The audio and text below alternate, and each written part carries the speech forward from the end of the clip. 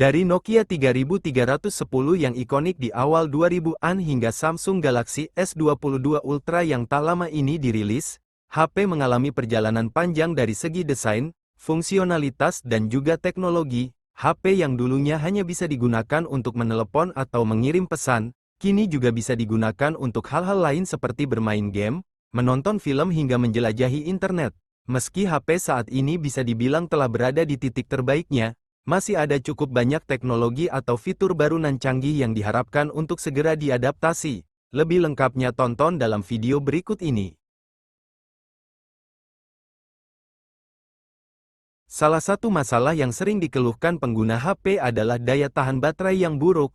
Tak heran, hampir semua baterai saat ini masih menggunakan lithium-ion yang kualitasnya akan menurun dari tahun ke tahun sehingga membuat pengalaman menggunakan HP jadi tidak lagi sebaik ketika pertama kali digunakan.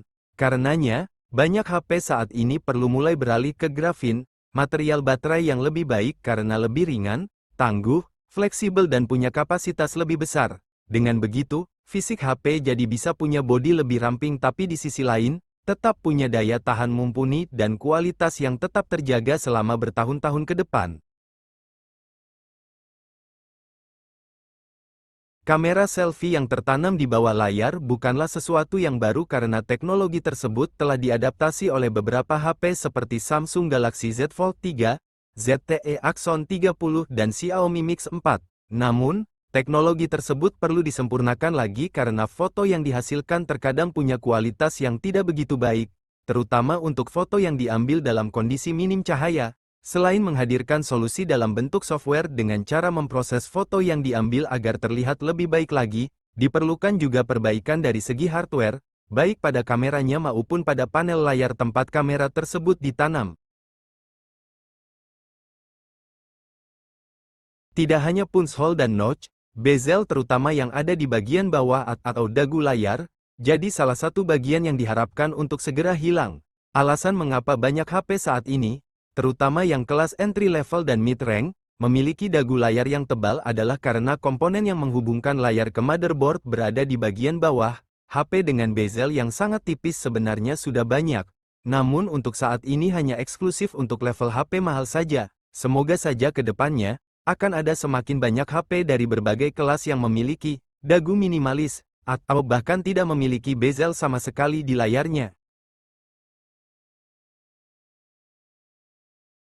Wireless charging atau pengisian daya nirkabel menjadi jawaban bagi mereka yang lelah dengan pengisian daya via kabel.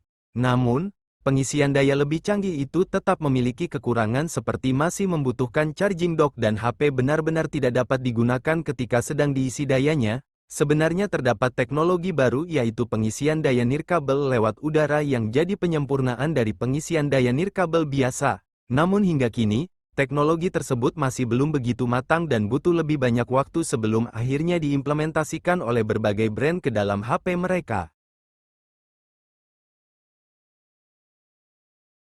Kecuali iPhone dan Android versi stok, hampir semua HP saat ini hadir dengan aplikasi bawaan yang tidak hanya memakan kapasitas penyimpanan, tapi juga terus berjalan di latar belakang dan mengganggu performa HP secara keseluruhan. Bloatware sendiri sebenarnya tidak begitu buruk karena kehadirannya, membantu brand HP untuk bisa mendapatkan pemasukan ekstra, sehingga dapat menjual HP dengan harga lebih murah. Namun tetap, kehadiran bloatware terkadang sangat mengganggu dan harus segera diminimalkan atau bahkan dihilangkan, terutama untuk HP dengan kelas mid-rank atau flagship. Kartu SIM konvensional nampaknya akan segera hilang dengan hadirnya eSIM. Simpelnya, eSIM merupakan kartu SIM virtual yang bersifat non-fisik yang memungkinkan pengguna untuk beralih jaringan dengan lebih mudah dan menggunakan lebih banyak provider di satu HP secara bersamaan. Meski konsep yang ditawarkan sangat menarik dan memudahkan, masih butuh waktu bagi eSIM untuk bisa sepenuhnya menggantikan kartu SIM fisik. Terlebih saat ini, hanya ada beberapa HP saja yang telah mendukung eSIM, dengan sebagian besar di antaranya masih bergantung pada kartu SIM fisik. Meski 5G terbilang masih baru dan belum menyebar dengan begitu luas, ide soal 6G saat ini sudah mulai banyak dibicarakan. Ide terkait kecepatan internet yang jauh lebih baik dari 5G yang notabene sudah sangat baik, menarik perhatian banyak pihak dengan perusahaan teknologi atau brand HP besar seperti Nokia, Apple dan Samsung, menunjukkan ketertarikan untuk mengembangkan teknologi tersebut. 6G nampaknya masih akan sangat lama.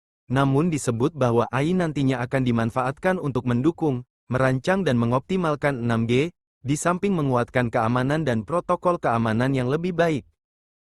Itulah tadi ulasan mengenai beberapa teknologi masa depan yang diharapkan untuk segera diadaptasi smartphone. Dari 7 teknologi di atas, mana yang paling kamu harapkan untuk segera ada di smartphone terbaru?